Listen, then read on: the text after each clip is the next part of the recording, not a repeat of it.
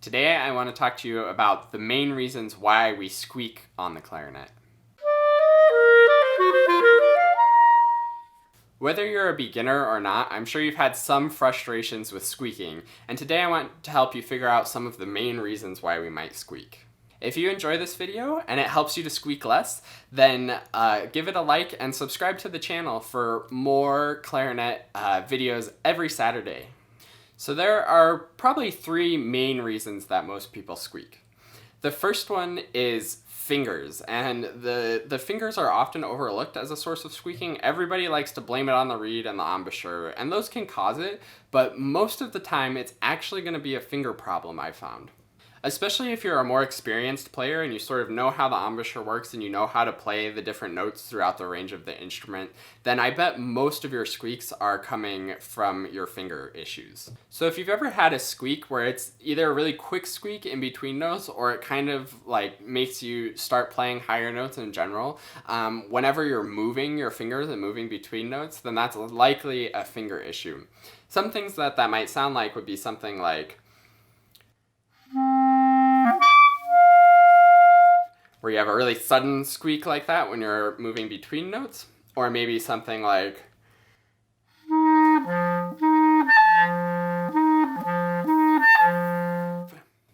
where you have a quick chirp in between notes and sort of it's a suddenly higher note for a split second. This is because you're leaking with your fingers or maybe bumping a key or something. So that first one I was going from D up to G, but what I was doing was accidentally bumping the side key with my finger as I was moving up to there, and that caused that higher squeak to come out. The second one I was doing just going down to like a low G, but I was moving this finger a little bit too slowly, so there was a split second where I was actually fingering a note like this, which causes this to be a leak and make higher notes to come out. This is really extremely common kind of issue, and it's often overlooked because people assume that squeaking is coming from something with how you're aiming or directing the air, but this can actually be a much bigger common source of squeaking, is that you just have a little bit of a leak in your fingers because you aren't coordinated quite enough. The best thing to do with this is when you're like going down, like when I was going down to that G, is to think about leading with these upper fingers kind of, so that almost in slow motion, it's almost as if you're like playing a scale down. Of course, don't actually think about doing that because that's way too complicated to think about, but you're just leading with these first fingers so that you sort of have that a bit of a scale effect. In real time, it should look as simultaneous as possible, but that first finger is just making sure it's not down even a microsecond later than any of the other fingers. The other thing that can help with this is keeping your fingers all really close to the keys. If a lot of times people will like float up, especially with these bottom fingers, if you're coming from like a position like this where these fingers are really far away from the keys, then of course it's going to take it longer and these fingers longer to cover the holes than these other fingers that are closer. So that can cause a split second of you being in a position like this where the holes aren't quite totally covered. So always be leading with the top fingers going down so that you're really getting those top holes covered and you don't have anything leaking or exposed. The other thing with bumping side keys on accident is to make sure that you're keeping that really nice natural hand position so that you're having plenty of space and clearance on these keys so that you're not collapsing this finger and straightening out your fingers and bumping into these keys. Now, the second reason for squeaking, which is more of an issue for beginners, is embouchure issues. And these are actual embouchures and what we're doing when we're blowing into the instrument that's causing these issues. The way that the clarinet works is there's, of course, the different registers. You have the lowest notes, which are the chalumeau. And then you have the notes with the register key. That's called the clarion register. And then you have even higher notes called the altissimo register, where you start to lift this finger for those notes. And each of those registers feels slightly different to play, mostly from the direction of your air and a little bit the air pressure and just your fingers, because sometimes you have the register key or the first finger off. So each of those registers feels a little bit different. So when you're first starting out and you don't know exactly where to aim those registers, then you might get squeaks where you're just accidentally playing a higher note. So maybe you're playing a big leap up into the clarion, maybe a two octave C, or maybe 2 octave Gs. You're going from the low G up to this higher G that's 2 octaves higher, and that's a big leap. But you don't actually have to change too much at all going from the shallow mode to the clarion. So you might overestimate that interval and go too high and get something like where you end up playing in the altissimo instead of the clarion. So if you're changing around too much and don't quite know where to aim each of those partials and each of the different registers of the clarinet, then you might end up overshooting and being on a squeak on a higher note. The best way to practice and the best thing to practice to avoid this is practicing long tones in all of the registers so you're really comfortable and understand what it feels like to play on each of those. And then once you're really good at that, you can try different partial exercises where you go through the different registers without changing your fingerings. So on like a C, you can finger a C and then try to play the G an octave and a half higher than that, and then the E in the altissimo above that, and then you could even get the A in sort of what I call the super altissimo, but the next partial above that. And all with the same fingering. So that would sound like this.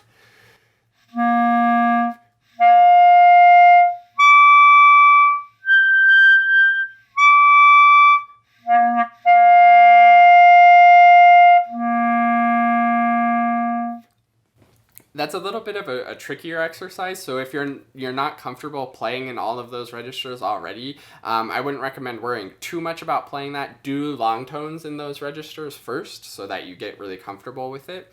But if you are more advanced, that's a great exercise to really like know which one you're aiming for, and then being able to think like, okay, I'm just gonna finger that note and just hit the E.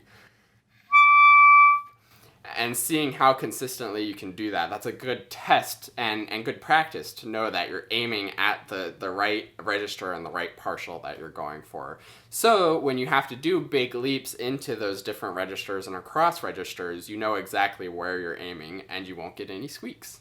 So those first two categories of squeaks are the most common, and those actually aren't really squeaky squeaks. Those are just accidentally playing higher notes, either by leaking with your fingers and creating a higher note to come out by either bumping an octave key or bumping another key or uncovering a hole that sort of acts as an octave key or a register key, and that makes you play a higher note. And then the one where you're aiming at the wrong one is, again, you're just playing in the wrong partial. So it is a squeak, it's a higher note than you intended, but you're actually getting out a specific higher pitch that's actually typically a real note on the clarinet. This last category of squeaks is more often caused by your equipment or just really big embouchure issues, or like a reed thing also. And these squeaks often sound much more out of control and wild and don't really sound just like higher notes, but like truly like squeaky squeaks. So the first one is just too much embouchure or too much mouthpiece in your mouth. So you get sort of this really like out of control squawking kind of sound.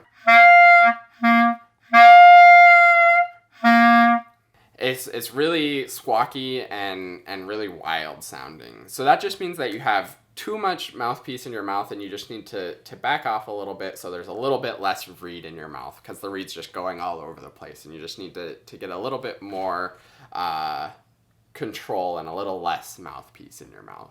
Then the other one that has to do with embouchure and actually can sound very similar to if you're having a problem with your reed is sort of just like this chirpy thing, which means that you have too much embouchure pressure or there's something wrong with your reed.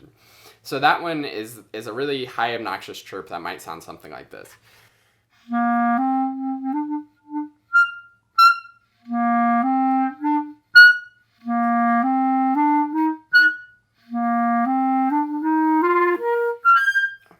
So you probably just sort of will be playing something along normally and you won't have like a big leap or anything. It can just sort of happen at any time, but you just get this like really high chirp kind of thing This can happen if your reed is out of balance, so each side of the reed isn't quite the same strength and stiffness and thickness, and that'll cause like weird vibrations to happen and cause that little bit of a chirp. It'll also happen if you're just squeezing too tight with your embouchure, and you'll end up getting like a very, very, very high note that sounds like that little chirping sound. Typically, changing your reed will be the best solution to those kind of like chirping high things, or balancing your reed if you know anything about reed balancing, which I won't get into in this video. Then the final kind of weird, wild squeak from this category is an equipment issue. So if you have something where like a pad's leaking or something, you might end up getting like really funky squeaks. And normally these will happen actually where the note is just really hard to get it to come out when you feel like you're aiming at it. And maybe the only way to get like a note to come out or several notes to come out is through a squeak. So that might be if you have just like a tiny bit of a leak, which I'll try to simulate, and you're trying to play a note that's below where the leak is, it'll be like really stuffy and really resistant. And if you can get any sound out, you might get a squeak.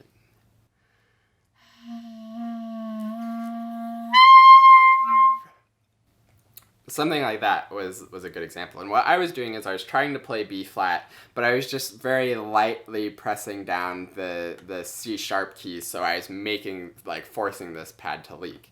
But if you've ever had that where something's like, it almost feels like the clarinet is like blocked or something, and you have like, it's really hard to play, and if you can't get any real sound out, it ends up being a squeak, then that may be a sign that you have an equipment issue, and you should take your clarinet into a local repair person to have them check it out for leaks and make sure that everything's sealing properly and going well. So I hope that helps you identify what some of your squeaks might be from. Those are really the most common issues. There may be a couple other things. If you can think of any other reasons why there might be squeaking, go ahead and comment that down below so everybody can know all the different potential squeaks. But remember that squeaking, for the most part, especially if it's those first two issues, are only really like small minor mistakes. It's either one, that your fingers aren't quite covering everything or aren't quite coming down in a coordinated enough way. So all you have to do is go slower and just thinking about like leading with these higher fingers and keeping your fingers closer to the keys will help solve those issues, and keeping a good hand position so you're not bumping anything. The finger issues are really easy to solve and the most common issues. So if you're getting any of those weird higher note things, look at your fingers first and make sure.